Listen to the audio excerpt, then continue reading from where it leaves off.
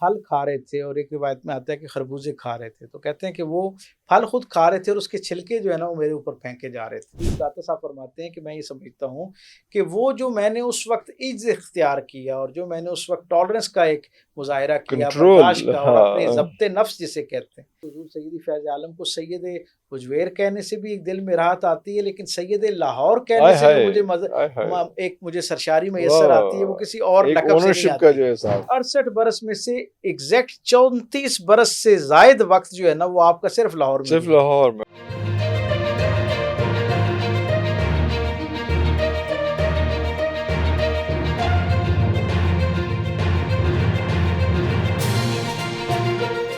اچھا، اگر یہی بات ہو رہی ہے تو اس کو تھوڑا سا بات کو آگے بڑھاتے ہیں، اور یہ اگر آپ بتانا چاہیں کہ پھر کشف و کرامات کا اور ان کا سلسلہ کب شروع ہوا اور کون کون سے ایسی کرامات تھیں جو اس نے آپ لوگوں یعنی کو آپ حیران کیا؟ علمی انداز میں صرف اس بات سے اندازہ لگائیے کہ بہت کم لوگ اس بات سے واقف ہیں کہ حضور داتا صاحب جو ہیں انہوں نے ابتدائی زمانے میں شعر کہنا شروع کیا، اور وہ جو شاہ بزرگ جن کا میں نے پہلے تذکرہ کیا ان کے ہاں محفل سماع ہو رہی تھی اور آپ وہاں بیٹھے تھے اور باقی سب لوگ ہیں وہ کیفیت میں تھے، اور آپ جو تھے وہ اس طرح اس میں راغب نہیں تھے، بس بیٹھے ہوئے تھے۔ تو وہ جو شاہ بزرگ تھے انہوں نے یا کسی اور بزرگ نے ان کو متوجہ کیا کہ آپ اس مجلس کے اندر بیٹھے ہوئے ہیں، اور کوئی اور بزرگ جو ہیں انہوں نے کہا کہ یہ آپ کا ارریلیونٹ رہنا جو ہے، اس سے غیر متعلق ہو جانا اور ظاہری طور پر موجود ہونا اور باطنی طور پر یہ جو انوار اور تجلیات کی بارش ہو رہی ہے اس سے مستفید نہ ہونا جو ہے یہ ایک محرومی کا باعث ہوگا، تو آپ اپنی توجہ اس طرف رکھیں۔ تو جب وہ بزرگ ان کو نصیحت کر رہے تھے تو شیخ جو تھے، شاہ بزرگ جو تھے وہ بھی یہ سن رہے تھے، تو آپ نے انہیں کہا کہ نہیں، اس بچے کو کچھ نہیں کہنا، آئے ہائے. واہ واہ کہ واہ یہ واہ. ان ساری کیفیات کی منازل سے زیادہ آگے آگے کی آگے منزل کا بیٹھا ہوا ہے مسافر اور ہے۔ آگے بیٹھا ہوا ہے. واہ واہ اور واہ واہ انہوں نے واہ کہا واہ کہ دیکھیں کیفیت کا عالم یہ ہے کہ شعر جو ہے نا وہ نازل ہو رہے ہیں اور یہ جو کلام ہے اس کے اندر شعر جوڑ رہے ہیں۔ آپ وہاں سے اٹھے اور مجلس سے جدا ہو گئے، کچھ وقت کے بعد واپس آئے تو ایک پورا دیوان جو تھا، وہ جو غزل چل رہی تھی، وہ جو کلام چل رہا تھا، اسی کے وزن میں جو ہے آپ نے وہ کہنا شروع کر دیا،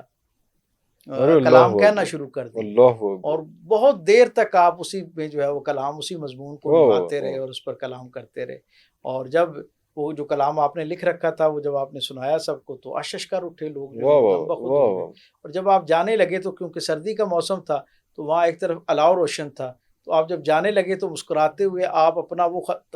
یعنی شاعری کا خزانہ وہ جو اس وقت آپ نے مرتب کیا تھا، لکھا تھا، جس پر لوگ بڑا اشش کر رہے تھے کہ یہ کیا کمال کلام کہہ دیے، آپ مسکراتے ہوئے جب اس کمرے سے باہر نکلے تو آپ اس میں آگ کا جو الاؤ تھا اس کے اندر اس کو ڈال کے چلے گئے۔ اللہ اکبر. کہ گویا یہ یہ اس سے پیغام بھی دے دیا آگے کہ کی یہ تو بات ہے، یہ یہ جسے کچھ آپ نہیں ہے. بہت اٹس کمال ناٹ سمجھ رہے ہیں انف. یہ تو بہت ابتدائی درجے کی منزل ہے، آئے اور ہائے. پھر یہاں سے شروع ہوا۔ لیکن حضور داتا صاحب نے ایک بڑا دلچسپ واقعہ لکھا ہے، میں یہ سمجھتا ہوں کہ تصوف سے دلچسپی رکھنے والے سارے لوگوں تک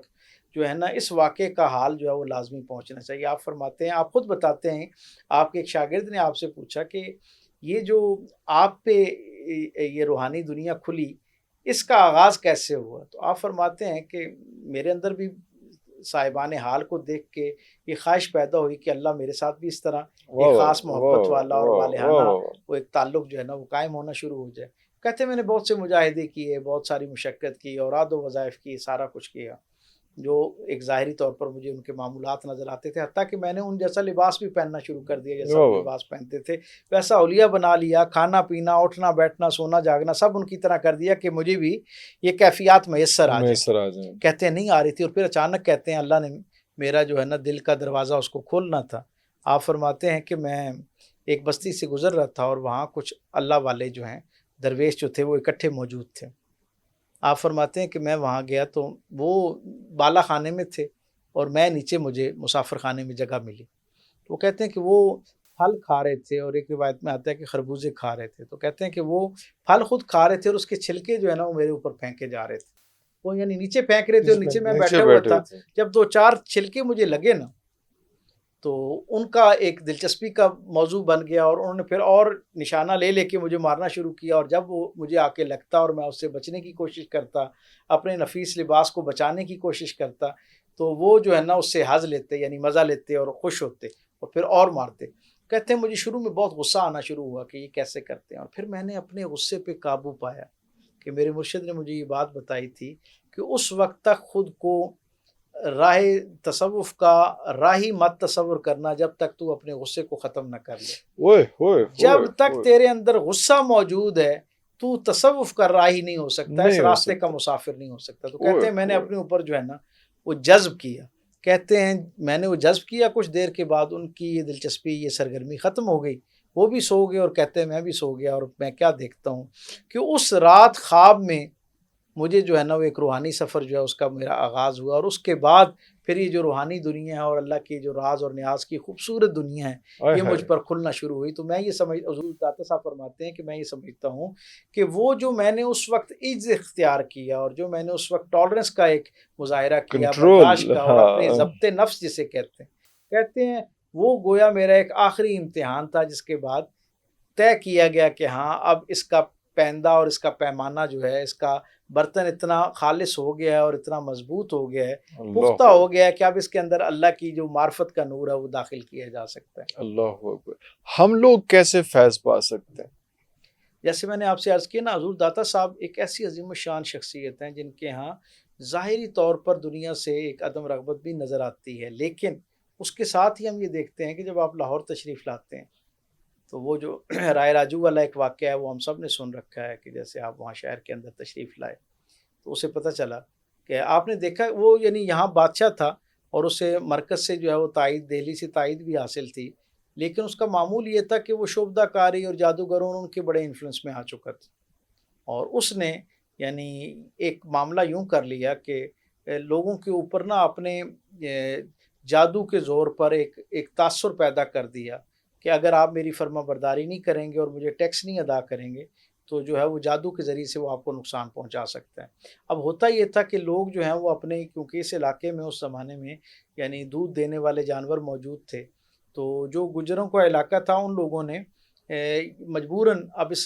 یعنی اس ظلم کو قبول کر لیا تھا کہ ہر گھر سے خراج کے طور پر دودھ اس کے پاس آتا اور پھر اس کے وسائل, اسی طرح جو اناج ہوتا اس میں سے بھی خراج کی شکل میں ایک حصہ جو ہے اس کو پہنچتا, اور وہ یعنی اس علاقے پر حکومت کے ساتھ ساتھ یہ اضافی فائدہ جو ہے ظلم کی شکل میں لوگوں سے جو ہے وہ حاصل کر رہا تھا. حضور داتا صاحب جب نئے تشریف لائے یہاں پہ تو آپ نے دیکھا کہ ایک بزرگ خاتون جو ہیں جس کا سانس اکھڑا ہوا اور جس سے چلنے کی ہمت نہیں ہے, وہ بڑی مشکل سے ایک دودھ کی ایک گڑوی جو ہے وہ اپنے سر پر رکھ کے سفر کر رہی ہے اور سانس پھولا ہوا ہے اور نہال ہو کے بالکل بے بس ہو کے ایک جگہ بیٹھ جاتی ہے. آپ قریب جاتے ہیں اور پوچھتے ہیں کہ آپ نے کہاں جانا ہے, میں یہ چھوڑنے, یہ میں دودھ وہاں تک پہنچا آتا ہوں آپ کے ساتھ. تو یہاں ایک بڑی دلچسپ بات یہ ہے کہ جب حضور داتا صاحب یہاں تشریف لائے نا تو اس وقت آپ کی عمر 34 برس تھی, اور میں جو اکثر کہا کرتا ہوں نا کہ حضور سیدی فیض عالم کو سید حجویر کہنے سے بھی ایک دل میں راحت آتی ہے, لیکن سید لاہور کہنے سے جو مجھے سرشاری میسر آتی ہے وہ کسی اور لقب سے نہیں آتی, ایک اونرشپ کا احساس ہوتا ہے کہ آپ سید لاہور. اس کا سبب کیا ہے کہ 68 برس کی عمر ہے آپ کی, ظاہری طور پر جو ہے آپ کا زمانہ جو ہے وہ 400 ہجری میں آپ پیدا ہوتے ہیں اور 468 ہجری میں آپ دنیا سے پردہ فرماتے ہیں. 68 برس کی اس عمر میں آپ غزنی کے اندر بھی رہے, کچھ وقت گزارے, اور پھر جیسے میں نے پہلے بتایا کہ افغانستان اور آج کے پاکستان کے علاوہ یعنی اتنی بڑی تعداد میں آپ بہت سارے اور ممالک کا بھی آپ نے وزٹ کیا, دورہ کیا, اور ظاہر ہے وہاں پر بھی کچھ وقت آپ کا گزرا, لیکن 68 برس میں سے ایگزیکٹ 34 برس سے زائد وقت جو ہے نا وہ آپ کا صرف لاہور میں. اللہ, اور لاہور سے آپ کی اتنی محبت تھی کہ آپ کے جب مرشد کا وصال ہونے لگا اور آپ یہاں سے وہاں گئے تو جیسے ان کا وصال ہوا اور وہ دنیا سے تشریف لے گئے تو آپ ان کے وصال کے چوتھے دن جو ہے وہاں سے دوبارہ سفر اختیار کرتے ہوئے لاہور آ گئے, اور آپ کے جو اپنا علاقہ تھا, ظاہر آپ کا وطن تھا, آپ کے عزیز و اقارب بھی تھے, باقی ان سب نے کہا کہ آپ جو ہے نا رک جائیں اور یہاں سے اب دوبارہ نہ جائیں. تو آپ نے کہا کہ اہلیان لاہور نے مجھے اتنی محبت دی ہے کہ اب باقی وقت اگر ان کی محبت کا خراج دیتے گزاروں تب بھی جو ہے نا ان کا تو آپ کو اس لیے یہ جو اہلیان لاہور کو آپ سے محبت ہے نا یقیناً یہ بھی بڑی منفرد ہے, دنیا میں بہت کم ایسا ہوتا ہے, لیکن یہ بھی اس سے ایک بڑی سچائی یہ ہے کہ حضور داتا صاحب کو بھی جو لاہور سے اور اہلیان لاہور سے محبت ہے اس کی مثال بھی کوئی نہیں ملتی.